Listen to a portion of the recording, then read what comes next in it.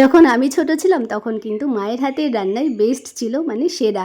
আর এখন মা হয়ে গেছে ছোট, তাই রান্নাঘরে সমস্ত রান্নার কাজ আর ঘরের যাবতীয় কাজ আমাকেই সামলাতে হয়। আর জানোই তো, মা একেবারেই চিকেন খায় না, ডিমও খেতে চায় না, আর মাছটা আমি জোর করেই খাওয়াই। তাই আজকে মায়ের জন্য চিতল মাছ করলাম আর উচ্ছে দিয়ে ডাল করেছি।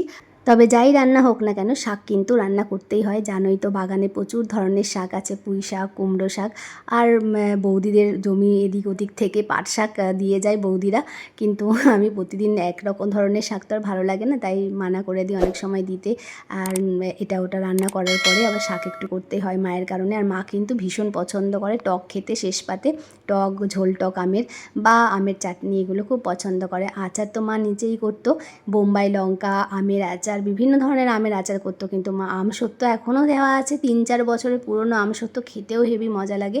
কিন্তু আমি এত কিছু করতে পারি না, টুকটাক চেষ্টা করি মায়ের কাছ থেকে শিখে নিয়ে, কারণ সারাদিনের ব্যস্ততা আর সেই কারণে হয়ে ওঠে না। আবার বাগানও মাঝে মাঝে সামলাতে হয় গিয়ে। মা কিন্তু বাগানটা পরিষ্কার করলেও আমার কিন্তু গাছপালা লাগানোর দায়িত্ব আমার। আর রান্না বান্না হয়ে গেলেও মা যদি একা বসে থাকে, মাকে গিয়ে আমি জিজ্ঞাসা করে নিই যে মা, এই রান্না করেছি, এটা দিয়ে করলে ওটা ভালো হবে কি না। মা এতে ভীষণ খুশি হয়। হয়তো করা হয়ে গেছে, তবুও জিজ্ঞাসা করি, কারণ জানোই সারাদিন একা বসে থাকে। আর বৌদিরা আসলে তো ভালোই, সারাদিন গল্প করে কেটে যায়, কিন্তু যখন একা বসে থাকে তখন একটু জিজ্ঞাসা করে নিই। যাই হোক বন্ধুরা, তোমরা সবাই খুব ভালো থেকো।